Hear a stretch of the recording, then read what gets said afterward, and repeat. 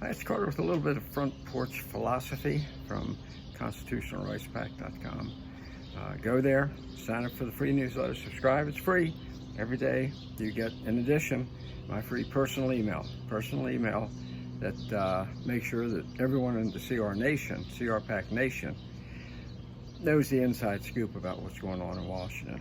Okay, after you've worked there for 50 years in some very high positions, you kind of figure out what those grifters are up to. Okay, grifters and little mini tyrants as well. And one of the worst of the grifters and major tyrant, I've got to tell you, and it's time we face this, is the CIA. Okay, CIA. Look, I'll give you a little story. Stories are always good. I grew up in the inner city, and my black friends used to say, when I'd say, man, your area is drugs everywhere, and they would say, that because the CIA bring it in. I would think, oh man, this is, talk about urban myths. The CIA is bringing drugs into black communities to dumb them down, to make them dependent. And they'd say it over and over again to me. God, it's true, man, I'm telling you. And I just wouldn't believe, well, I believe it today. I believe it today because we now know that the U.S. CIA, and they may shoot me for this, but if you know it, you're going to nod. If you don't, check it out. It's the major drug purveyor worldwide. Okay? That's where we are today. And it is in ruthless, total control. Look, it was bad enough. I'm going to go into the drug purveying in a minute, but it was bad enough back 60 years ago when John Kennedy became president, and the CIA, just a figment of what it is today, decided to overthrow Castro. Now, they had already presented Kennedy with the Northwoods plan, where, look, we got a great plan, Mr. President. Here's what we're going to do. We're going to launch terrorist attacks on shopping centers throughout America. Kill a bunch of people, and then blame it on Castro. And then we have an excuse to overthrow him. Well, Kennedy looked at him and said, excuse me, are you crazy? And wouldn't do it. They marked that in a little book there. This guy's not cooperating. Then occurred the Bay of Pigs, okay? The Bay of Pigs, when the CIA totally messed it up. Totally messed up the Bay of Pigs. It was their operation. Lied to Kennedy about what they were doing, and he said, after it was over, I'm going to rip up the CIA and tear it into pieces and throw it in the wind. Well, we soon got to watch as his wife tried to salvage his brain being blown out and thrown into the wind down in Dallas, Texas.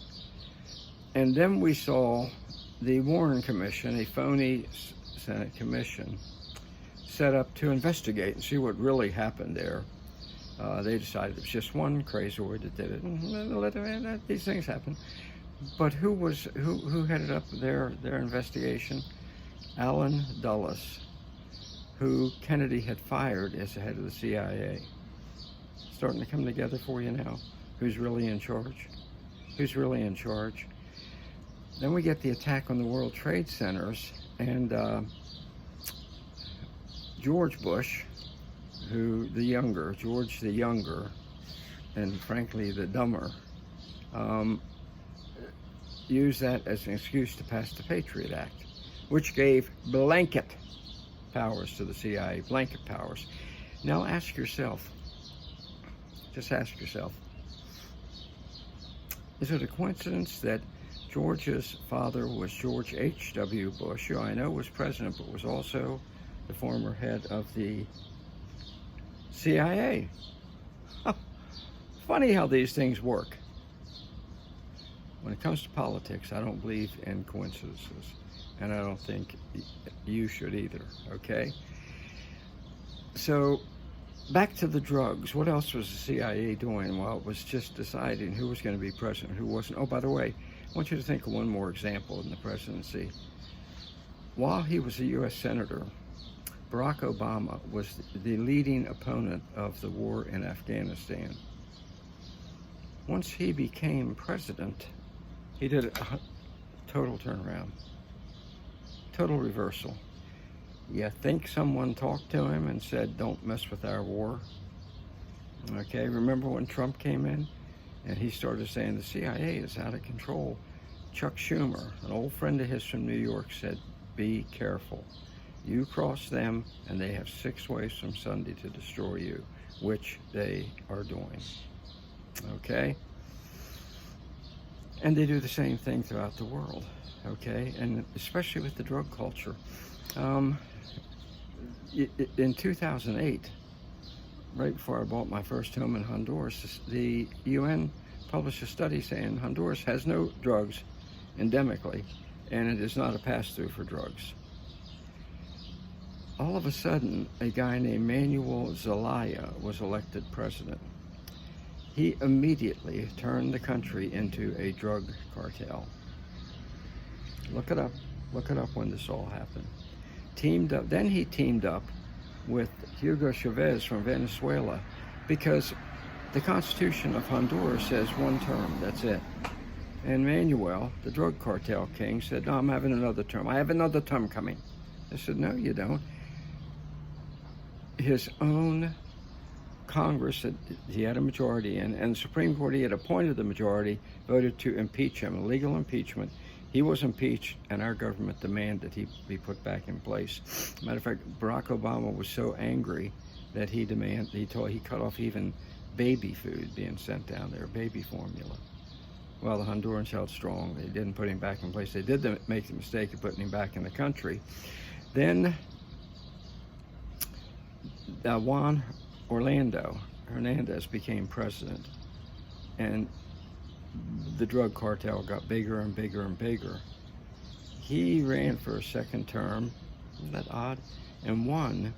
But then it came time for another election, and suddenly Juan Orlando loses to, are you ready?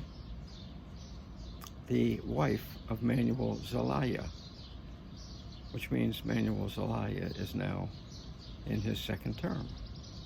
The drug kingpin, the man who turned Honduras into a drug culture and was protected by the United States. Can you say CIA? The CIA then went in and, lo and behold, arrested Juan Orlando, who had been their boy, and brought him to the United States, and pretty much solitary confinement. Okay? When the CIA is done with you, they are done with you. You may come out alive, but nobody's going to see or talk to you.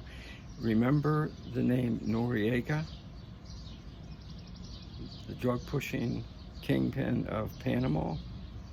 CIA, after they were finished with him, locked him away, I think 19 years later after he died in jail. None of this is coincidence, is what I'm telling you. Now I'm going to bring it back home and finish up here.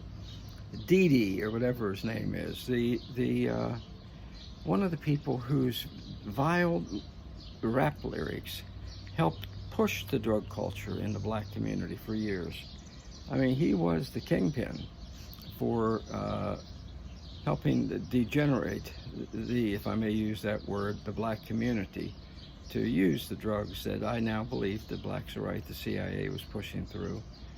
And did it for years, did whatever he wanted, nothing happened. Then all of a sudden one day the CIA has him arrested and he's gone. When they are finished with you, you are finished. Okay?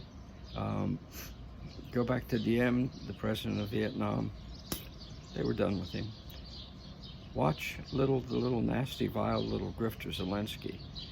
When the CIA decides that war is no longer useful because Russia's going to take Odessa and they're finished with Zelensky, oh, he thinks he'll get on his helicopter and ride out to one of his 5 mansions and spend the billions of dollars, US dollars, he has in Swiss and Cayman banks, but he might be in for a little surprise. Okay? They may leave him alive, they may not. We'll see. We'll see. But that's where we are, folks. That's where we are in this country. And remember, With the Patriot Act, the CIA is allowed to monitor every word you write or say. You got your little cell phone? You ever post on any social media? Be careful. I'm just saying, be careful. They're watching you and listening and taking down every word you say.